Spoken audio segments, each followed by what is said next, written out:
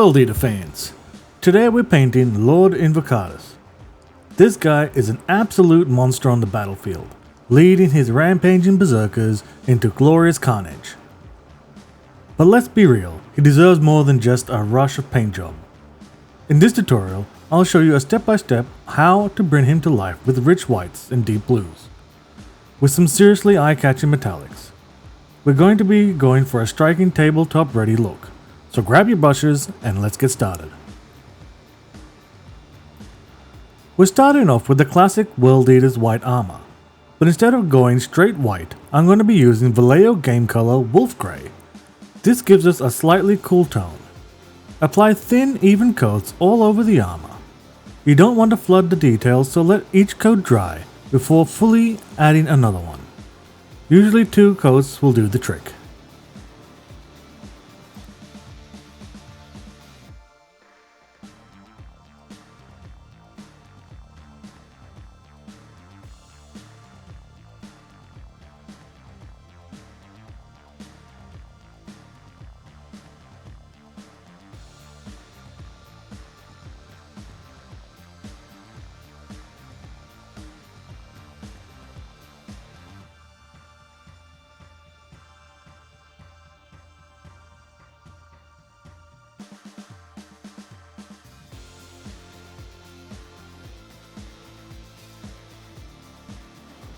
While the wash is drying, let's move on to those deep blue World Eater accents.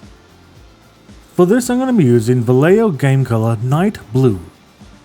Paint this on the shoulder pads and any other area that needs the signature deep blue look. Night Blue is perfect for this because it contrasts beautifully against the white armor.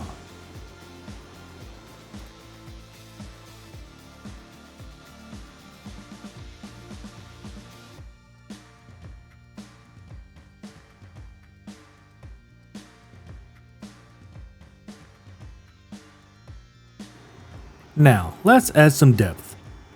I'm using Games Workshop's Contrast Briar Queen Chill, which gives the armor a subtle blue tint while settling into the recesses to create natural shadows.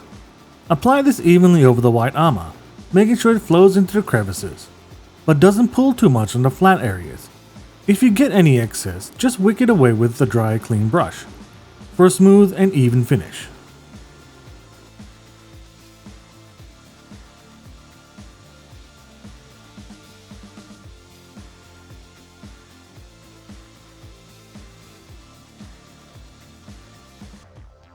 Now that our wash is finally dried, it's time to bring back some of the bright white. Using Wolf Grey, I'm carefully reapplying it to the raised areas, avoiding the recessed shadows we just created. This step restores the brightness while keeping the definition in the recesses. Be patient and use thin layers to avoid any streaks.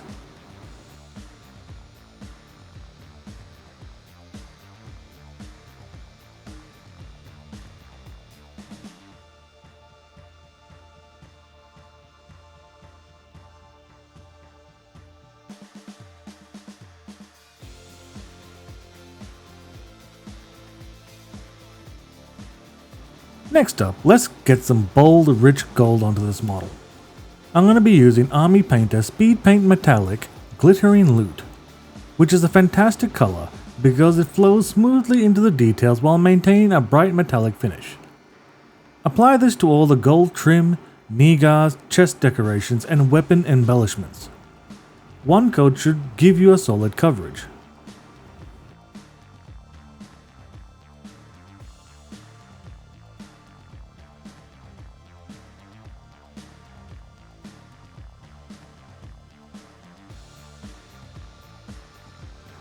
To make the blue armor pop, I'm going to be layering it with Vallejo game color Ultramarine Blue, leaving Night Blue visible in the recess for contrast.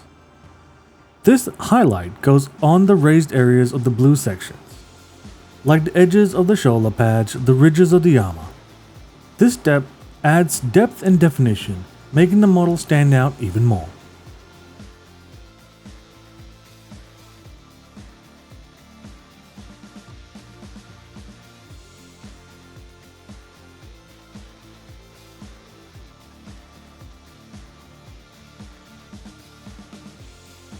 For an extra punch, I'm mixing 50-50 Ultramarine Blue and Army Painter War Paint Ice Yellow and applying it to the uppermost surfaces, the areas where we want to catch the most light. This goes on the edges of the armor trim, the tops of the shoulder pads, and any sharp edges that need extra definition. This highlight really draws the eye and gives the model a more striking look.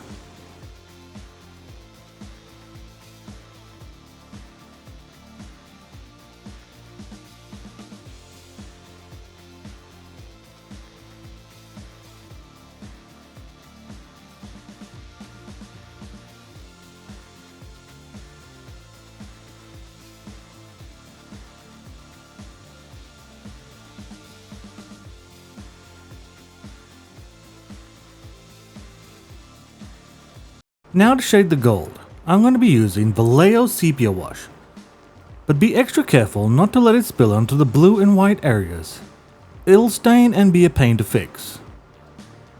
Use a small brush if you have to, and apply it carefully to all the gold areas, letting it settle naturally to create depth and richness.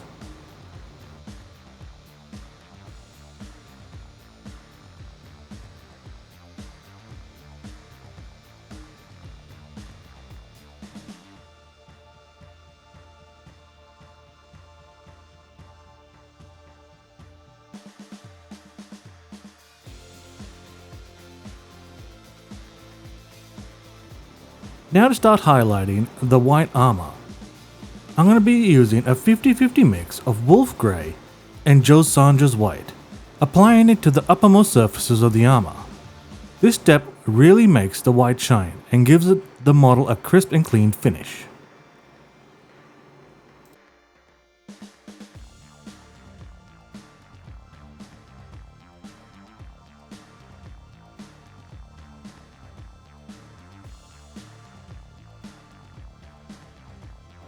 Now for all the metallic parts, like the weapon chains, mechanical bits.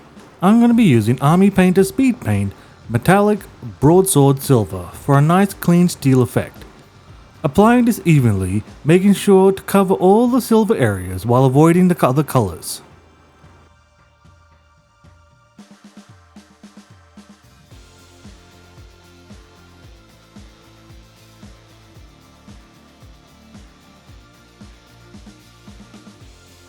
Now to highlight the silver and to make them pop, I'm going to be mixing 50-50 Broadsword Silver with Vallejo Model Air Metallic Aluminium and applying this to the sharpest edges of the metallic.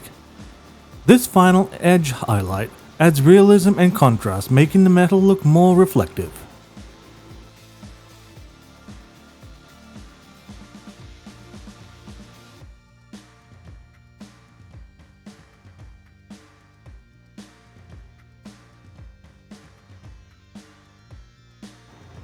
For a few skulls that are on the model, seriously, there aren't many for a World Eater, I'm going to be starting with Army Painter War Paint Skeleton Bone, then highlight Witch Bleach Bone. This gives them a warm, natural look, helping them stand out against the armor.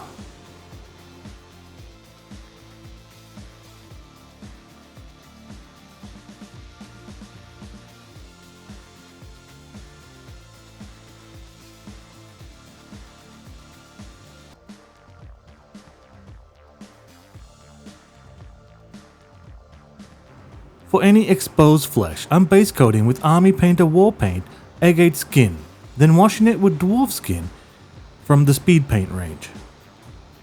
Then to re-establish the highlight, I'm going back over the raised areas with Agate Skin, then adding a final highlight with Barbarian Flesh to the upper areas of the muscles. This adds depth and warmth to the skin. For all the red areas like the plume, the axe handle straps, and the areas that I want to have a red glow, I'm going to be using Vallejo Game Color Bloody Red. To highlight this, I'm going to be mixing 50-50 Bloody Red and Vallejo Game Color Moon Yellow, applying it to the upper surface of the plume and straps. For the glow effects, I'm going to be concentrating the highlight in the innermost areas, simulating a deep hot glow effect. This little touch really makes the red pop.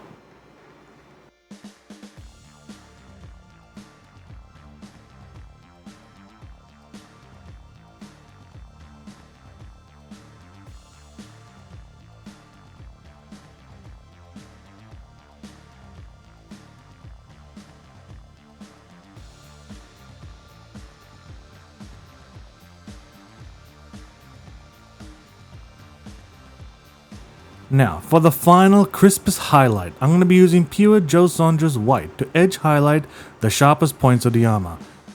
This gives a super clean and polished look that makes the armor shine.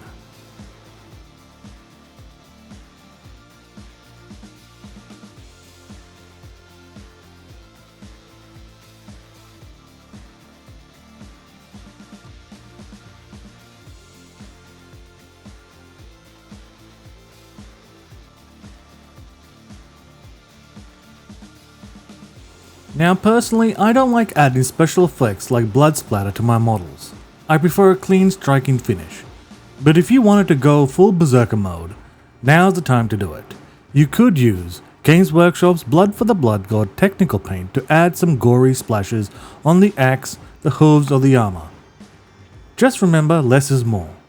A few well-placed streaks look way better than dunking the model in blood. Totally up to you how far you want to push it. And that's it, Lord Invocatus is ready for war. From his crisp white armor to the deep blue contrast, rich gold trim and fury red details. This paint job will make him stand out on the tabletop. If you found this tutorial helpful, smash that like button and subscribe for more Warhammer painting guides.